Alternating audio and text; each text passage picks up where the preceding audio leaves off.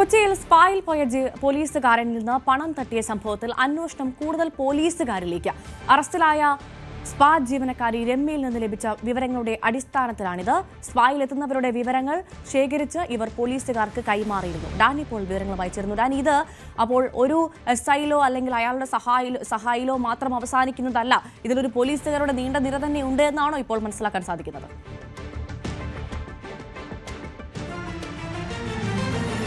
ഭവ്യ, ഇതുമായി ബന്ധപ്പെട്ടുകൊണ്ട് നേരത്തെയും ചില അഭ്യൂഹങ്ങളുണ്ടായിരുന്നു. കാരണം ഈ കൊച്ചിയിലെ സ്പാ നടത്തിപ്പുകാരിൽ ഏറ്റവും കൂടുതൽ പങ്കാളിത്ത സ്വഭാവമുള്ളത് ഈ പോലീസ് പല സ്റ്റേഷനിലെയും, അതായത് സ്റ്റേഷൻ അതിർത്തിയിൽ വരുന്ന പല പോലീസുകാർക്കും ഇതിൽ പങ്കാളിത്തമുണ്ട്. പ്രത്യേകിച്ച് ഈ പരിശോധനകൾ മുൻകൂട്ടി അറിയിക്കുക, അല്ലെങ്കിൽ അവിടെ ഏതെങ്കിലും രീതിയിൽ അനാശാസ്യ കാര്യങ്ങൾ നടക്കുന്നത് പരാതികളില്ലാതെ ഒരു ഒത്തുതീർപ്പിലേക്ക് കൊണ്ടുപോയി ഇത്തരം കാര്യങ്ങളിലെല്ലാം ഈ പോലീസുകാർ ആരോപണം നേരിടുന്നുണ്ട്. ചിലതെല്ലാം ആരോപണം സത്യമാണെന്ന് തെളിഞ്ഞിട്ടുണ്ട്.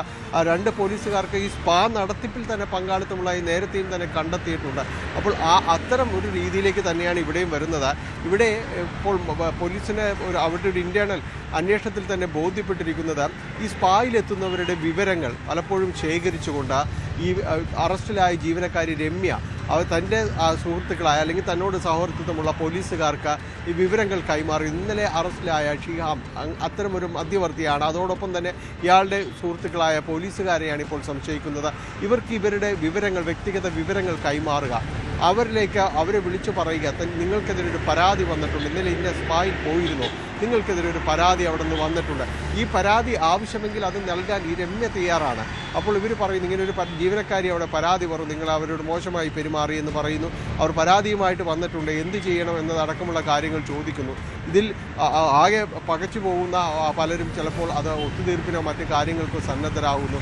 പണം നൽകിയുള്ള ഒത്തുതീർപ്പാണ് എല്ലാ കാര്യങ്ങളിലും നടക്കുന്നതെന്നാണ് മനസ്സിലാവുന്നത്. അപ്പോൾ ഇത്തരം ഒത്തുതീർപ്പ് ഫോർമുലകളെല്ലാം ഇവരുടെ കൂട്ടാളികളുമായി ചേർന്ന് നടപ്പാക്കുന്നു. അതിൻ്റെ വിഹിതം ഈ ഒരു കൂട്ടാളികളെല്ലാവരും ചേർന്ന് പങ്കിടുകയുമാണ് ചെയ്യുന്നത്.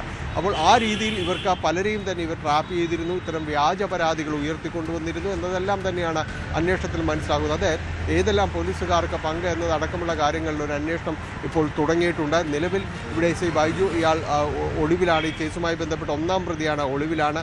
ഇയാൾക്ക് വേണ്ടിയുള്ള അന്വേഷണം ഒരു ഭാഗത്ത് തുടർന്നെങ്കിൽ അതിൽ 4 ലക്ഷം രൂപ ഇങ്ങനെ പോലീസുകാരിൽ നിന്ന് തന്നെ, അതായത് ആ സ്റ്റേഷനിലുള്ള പോലീസുകാരിൽ നിന്ന് തന്നെ ഇവർ ഇത്തരം പരാതി ഉയർത്തിയെടുക്കുകയും അങ്ങനെ അത് ഒത്തുതീർപ്പാക്കുകയും ചെയ്തു എന്നാണ്. അപ്പോൾ മറ്റുള്ളവരുടെ കാര്യത്തിൽ എന്തൊക്കെയാണ് നടന്നിരിക്കുന്നതെന്ന് കൂടുതൽ അന്വേഷണം നടത്തേണ്ടി വരും. ഏതായാലും പോലീസ് ആ അന്വേഷണത്തിൻ്റെ പാതയിലാണ്. ജീവനക്കാരി അടക്കം ഇത്തരം ഒരു തട്ടിപ്പിൽ പങ്കാളിത്തം വന്നതോടുകൂടിയാണ് ഈ രീതിയിലേക്ക്, ഒരു സിൻഡിക്കേറ്റ് എന്ന രീതിയിലേക്ക് അവരെല്ലാം തന്നെ അവർ മുന്നോട്ട് പോകുന്നത്. ഏതായാലും അവർ ഇന്നലെ അറസ്റ്റ് രേഖപ്പെടുത്തിയിട്ടുണ്ട്. അവർ വിശദമായ ചോദ്യം ചെയ്യലിനെ തുടർന്നാണ് ഇപ്പോൾ ഈ കേസ് മുന്നോട്ട് പോകുന്നത്. കൂടുതൽ പോലീസുകാരിലേക്കും വൈകാതെ ഇതിൻ്റെ ഒരു അന്വേഷണം എത്തിയേക്കാം. ഡാനി പോളാണ് വിവരങ്ങൾ നൽകിയത്.